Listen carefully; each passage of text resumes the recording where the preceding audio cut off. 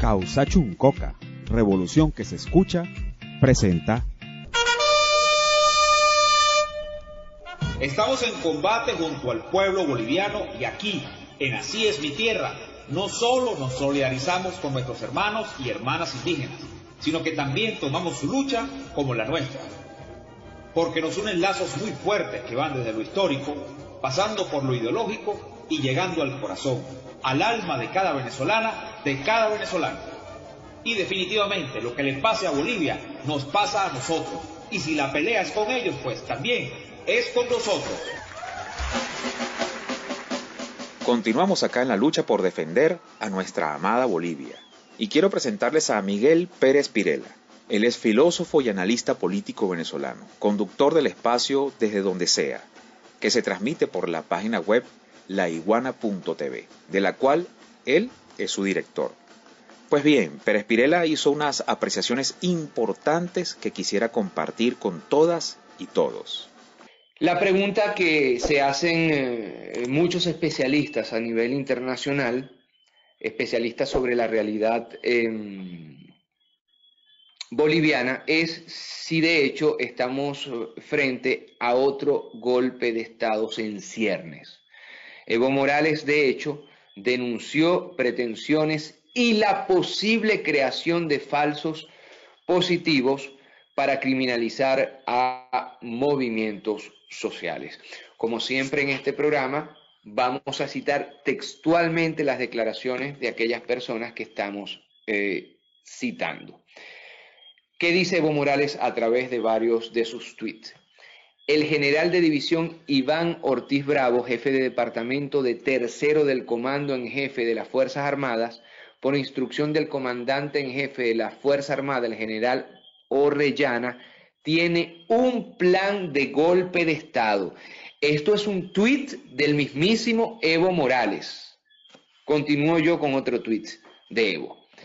Desde Estados Unidos llegaron 2 aviones con material bélico y que el gobierno envió francotiradores a la ciudad de El Alto y el trópico Chapare. En las intervenciones, denuncia Evo Morales, a los puntos de bloqueo utilizarán armas de calibre 22 y 25 para culpar a los movimientos sociales. Mosca es una denuncia de Evo Morales sobre la creación de falsos positivos. ¿Cuánto se está pareciendo Bolivia a Colombia, ¿no? Con este gobierno de facto? Paramilitares, falsos positivos. Seguimos nosotros con otros tuits de denuncia del presidente Evo Morales desde Argentina. No debemos caer en las provocaciones que nos quieren llevar a la violencia. Solo con el pueblo en el poder y pacíficamente podremos resolver la crisis y eso significa, dice Evo Morales, elecciones ya con fecha definitiva e inamovible. Evo Morales pues alerta a la comunidad boliviana, pero también a la comunidad internacional de esta intención de un nuevo golpe de Estado, esta vez a través de falsos positivos. Ahora, es necesario también para entender de qué estamos hablando, conocer el contexto de la política interna de Bolivia. Y evidentemente para ello una encuesta puede ayudarnos muchísimo y hemos querido traer, nuestro equipo de investigación ha querido traernos una encuesta de Frederick Ebert Stitumf, encuesta que se realizó entre el 1 y el 17 de junio del 2020 y que habla, insisto yo, de la popularidad o impopularidad del gobierno de facto en Bolivia. Pues resulta que el 78.68% de los bolivianos opina que el gobierno ejerce persecución política, casi 80% de la población. El 37.50% está convencida que la violencia institucional puede repetirse. El 61.3% cree que la violencia y los enfrentamientos no fueron superados. El 71.32% concuerda en que el gobierno utiliza la emergencia sanitaria para penalizar la disidencia y la libertad de expresión. Ante una contienda electoral, todas las encuestas dan como ganador a Luis Arce, candidato del MAS, a quien el gobierno interino intenta proscribir y judicializar junto a su partido. Conclusiones entonces de esta encuesta boliviana: nadie quiere al gobierno de facto, nadie quiere a los posibles candidatos que puedan salir de dicho gobierno. Hay una percepción pública nacional en Bolivia de conflicto social y enfrentamientos, y el partido de Evo Morales tiene las de ganar en las próximas elecciones, por lo cual, insistimos nosotros, existe el peligro de que puedan proscribir dicho partido y por ende también a su candidato. Ahora, en estos meses transcurridos después del golpe de Estado contra Evo Morales, en Bolivia se han ultrajado los derechos humanos. De hecho, hay denuncias ante las Naciones Unidas por las masacres de Sacaba y Sencata, sobre las cuales, por cierto, en este programa nosotros le preguntamos al mismísimo Evo Morales, como le preguntamos a Evo Morales por qué confió en la OEA. ¿Por qué confió en la OEA? La respuesta de Evo Morales en aquella ocasión, bueno, fue un tanto institucionalista, porque finalmente Evo prefirió defender las instituciones. Quieren repetir las mismas acciones que se ejecutaron acá en Venezuela en el año 2002, cuando la oligarquía antinacional, amparados por el reino imperial, les dieron un golpe de estado al comandante Chávez. ¿Qué hicieron? Fíjense, desviaron una concentración opositora al Palacio de Miraflores. En ese momento no estaba permitida ni permisada esa movilización. Y comenzaron a masacrar al pueblo. ¿Cómo lo hicieron? Con francotiradores que tenían apostados en las azoteas de los edificios. Este plan orquestado para acusar al comandante Chávez de fascista, de asesino, ellos lo hicieron con esa intención. Desviaron la marcha, ya tenían sus francotiradores listos en sus sitios, comenzaron a matar a la gente para acusar al gobierno chavista, al gobierno bolivariano, de fascista y de asesino. Pero se les volteó la tortilla, pues quedó demostrado que fueron ellos quienes diseñaron ese plan para matar al pueblo y a su propia gente opositora, por cierto. Ellos no tienen límites, esta gente no tiene límites. Quieren ahora reeditar ese plan en Bolivia. Así que desde acá los alertamos. Debemos ser cautelosos, vigilar y sospechar absolutamente de todo aquello que esté fuera de orden, incluyendo nuestra misma sombra. Y bien, quiero dar la bienvenida, como ya es una grata costumbre para mí, al camarada Gustavo Torrico, quien como siempre nos adentra al panorama noticioso. Adelante, hermano. Muy buenos días, América Latina, desde la hija predilecta del Libertador, Bolivia. Un reporte de los aconteceres en nuestra amada patria, amada y sufrida, amada por muchos, vilipendiada por pocos, que sistemáticamente se han adueñado del poder durante siglos, desde la colonia hasta los últimos años, cuando por fin fuimos liberados en una primera parte, fundando la República con nuestro libertador, con nuestros libertadores, para ser ciertos, Bolívar, Sucre, nuestros guerrilleros, y luego el 2006 en una segunda liberación que viene encaminando la patria grande.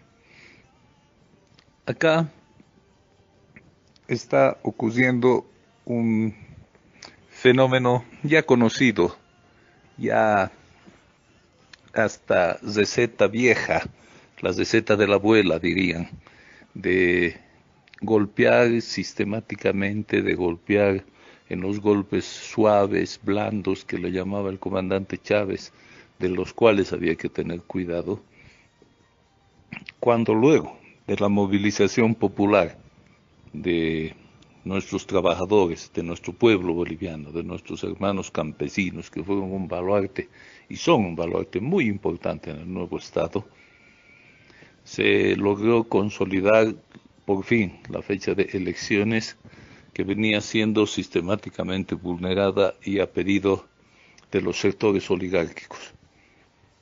El 18 de octubre está fijada esta fecha de la recuperación nuevamente del gobierno y del poder para el pueblo boliviano.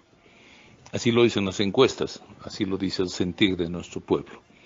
Pero mientras tanto se ha desatado una campaña de desprestigio ahora contra el mismo Tribunal Electoral que responde a ellos, pero como táctica ellos desconocen, atribuyen que este Tribunal Supremo Electoral sea de corte masista y por ende empiezan a querer defenestrar un padrón electoral que fue auditado, verificado, consolidado, incluso por organismos internacionales. Ahí incluso está la firma del Ministerio de Colonización, la OEA, que avaló que era uno de los padrones más confiables. Hoy se desconfía de este padrón, hoy se desconfía del Tribunal Supremo Electoral. Hoy, paradójicamente, y como siempre, la Iglesia Católica toma partido por el fascismo, toma partido bendiciendo las masacres al pueblo, toma partido absolviendo de pena y culpa espiritual a los asesinos de nuestro pueblo boliviano. Hoy la Iglesia Católica pone en duda el padrón electoral y pone en duda también la transparencia del mismo tribunal, del mismo proceso eleccionario. En un principio estaba impulsando la idea de que la pandemia no iría a permitir que se vayan a elecciones, pero ahora es el padrón electoral la tablita sobre la cual quieren navegar. Los comités cívicos, parte activa del golpe contra el presidente Morales, vuelven a la carga iniciando juicios, indicando que se van a movilizar y van a buscar nuevamente la violencia. Por el otro lado, la tosudez del gobierno actual, del gobierno usurpador, hace que luego de las movilizaciones sociales, donde en un spot la dictadora sale indicando que pacificó el país, pero qué pacificación, que su ministro de gobierno y el Ministerio Público instrumentado por empiezan a sacar órdenes de aprehensión y detención contra los dirigentes sociales que habrían encabezado esto, llámese el Ejecutivo de la Central Obrera Boliviana, el Ejecutivo de la Confederación de Campesinos, contra nuestro joven y futuro líder, don Andrónico Rodríguez de Cochabamba, contra el compañero Loza, también de Cochabamba, bueno, y contra varios compañeros que hoy se suman a la lista de perseguidos políticos. Los otros, ustedes saben bien, o estamos exilados o estamos detenidos. Sigue así la dictadura en Bolivia, les reitero, con la bendición de la Iglesia Católica. Y cuando la Iglesia Católica ve que el fascismo, que la derecha, que los abusivos, que los patrones de siempre están perdiendo las batallas frente al pueblo, toma partido bajo el eslogan de pacificación, bajo el eslogan de amistad, de hermandad, de encariñamiento entre hermanos. Pero cuando ya el pueblo, y logra las desmovilizaciones, pero cuando ya el pueblo se desmovilizó, entonces Tomás de Cien se saca la sotana para ponerse su uniforme de la SS. Así está Así es, nuestra patria, nuestra América. Ya llega el tiempo de la verdadera liberación, ya llega el tiempo de la construcción de una vez por todas y la consolidación de la gran patria que soñó nuestro libertador. Un saludo a la América y al mundo a través de las ondas de este programa, a todos los revolucionarios del mundo. Gracias, Gustavo, por tus palabras. Y continuamos en Así es mi tierra con Bolivia, y esta vez lo hacemos de la mano de nuestro superpana, Gabriel Villalba. Adelante, hermano. ¿Qué tal, amigos, amigas de la patria grande, de Venezuela, de Bolivia? Particularmente a toda la gente de la radio Causachuncoca, un placer compartir con todos ustedes a través de esta columna radial denominada Así es mi tierra, que la realiza precisamente mi amigo Alejandro Díaz desde Venezuela. Mi nombre es Gabriel Villalba Pérez, soy director en Bolivia del CENAC, Centro de Estudios Nuestroamericano. También estoy a cargo de una plataforma denominada Jóvenes Profesionales Bolivia. Les invito a que puedan, cada uno de ustedes, seguirnos en nuestras redes sociales en Facebook. Bueno, ¿qué está aconteciendo en mi país, Bolivia? Tuve la suerte de entrevistar el anterior fin de semana, el domingo precisamente, a la epidemióloga Jacqueline Cordero, una mujer epidemióloga de profesión, experta con amplio desarrollo profesional y además laboral, con notada experiencia, con notada capacidad profesional, una epidemióloga de primer nivel, ¿no? Ella nos indicaba en la exposición que precisamente realizaba en el Centro de Estudios Nuestroamericano que el pico más alto de la pandemia en Bolivia ya había pasado. Es decir, y nos explicaba con datos pormenorizados que se encuentran en YouTube y se encuentran también en el Facebook del CENAC, que Bolivia había llegado a su pico más alto en julio de este año. Y que por ende no habría una excusa, si se quiere, política, ni epidemiológica, ni sanitaria, para seguir esperando un pico más alto de contagios, ¿no?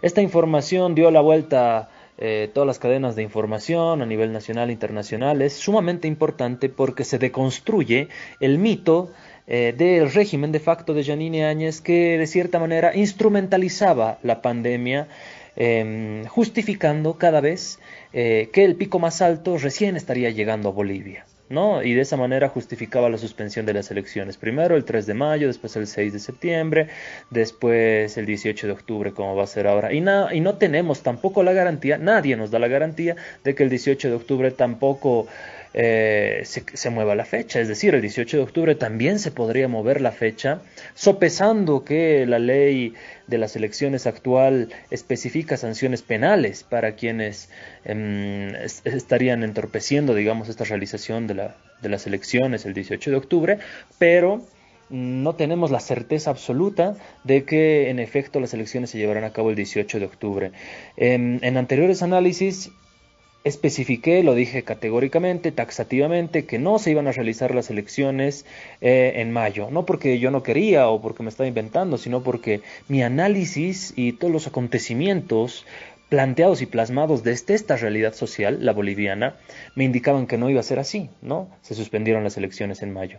También dije que no se iban a desarrollar las elecciones en septiembre y precisamente se trasladó la fecha a octubre. Nuevamente digo que estamos todavía en peligro de que se desarrollen las elecciones el 18 de octubre. Esto porque es claro y evidente que el régimen de facto tiene una intencionalidad política de seguirse prorrogando en el poder y de no permitir las elecciones, la realización de las elecciones, porque en unas elecciones en condiciones normales ellos perderían, como lo demuestran todas las encuestas de preferencia de votos, de preferencia electoral, de intención de voto que se han compartido y desarrollado por diversos medios tanto nacionales como internacionales.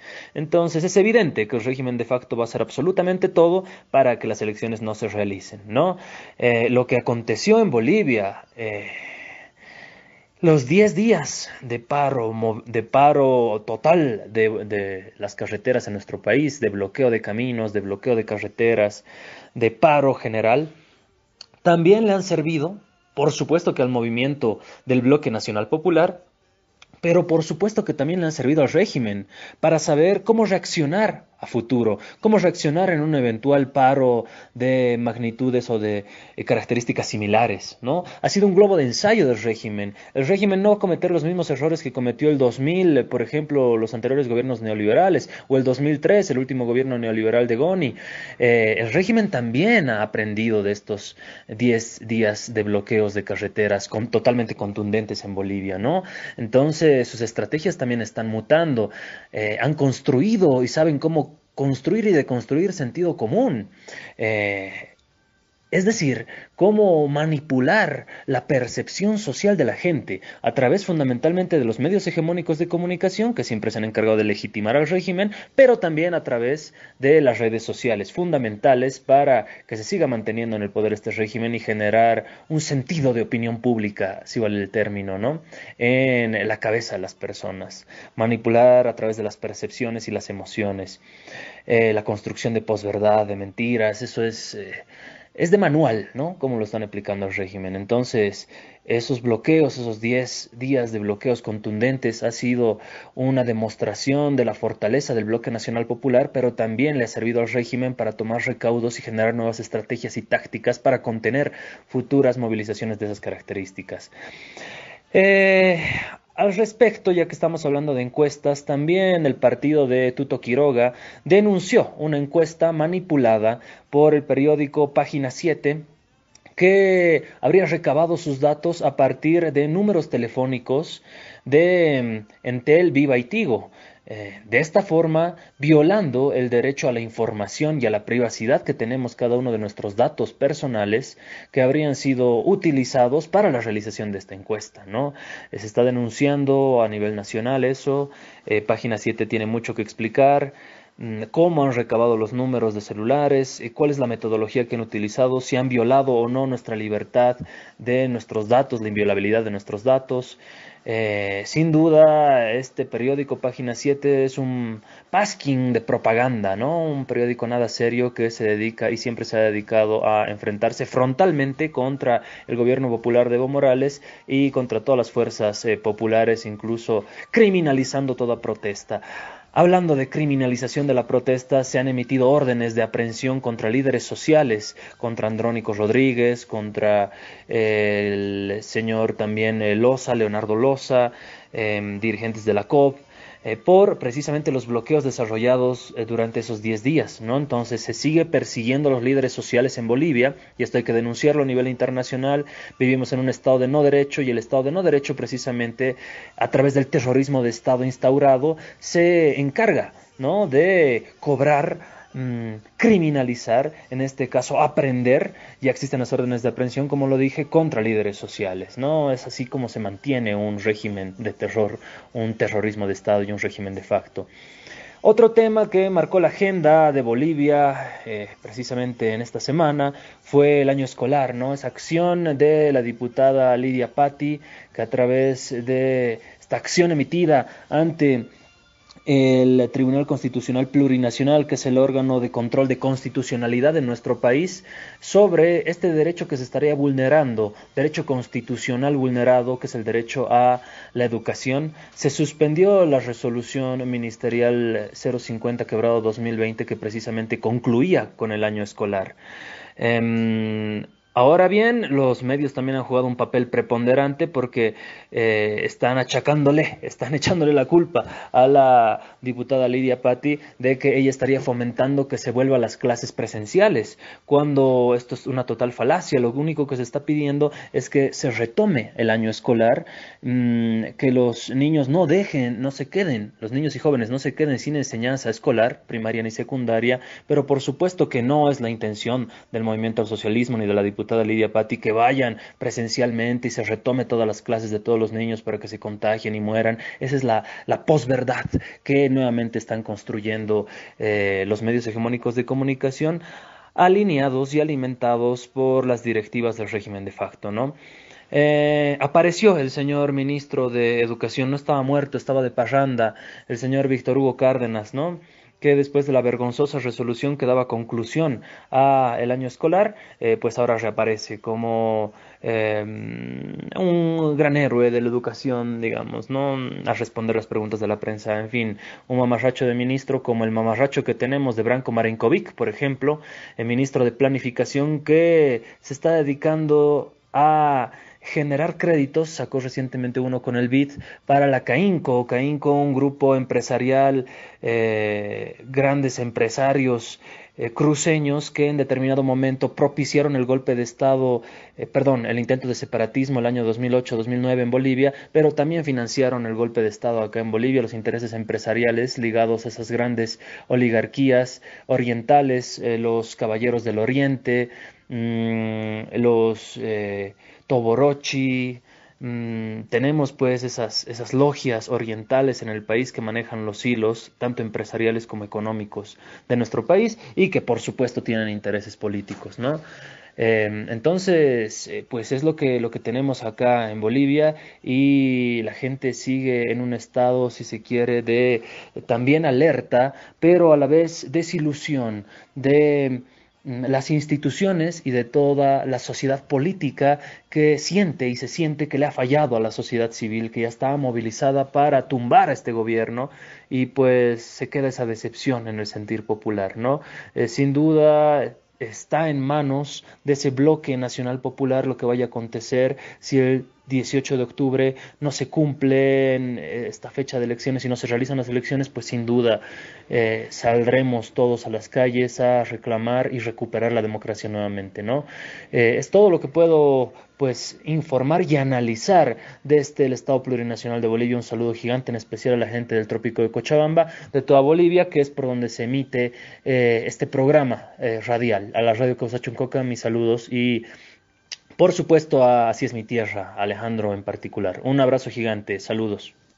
Nosotros nos vamos, no sin antes recordarles nuestros contactos en Twitter, @tierraasí con 2A, Tierra Así, y nuestro canal de YouTube, Así es mi tierra. Ha sido un gusto estar con ustedes. Hasta la semana entrante.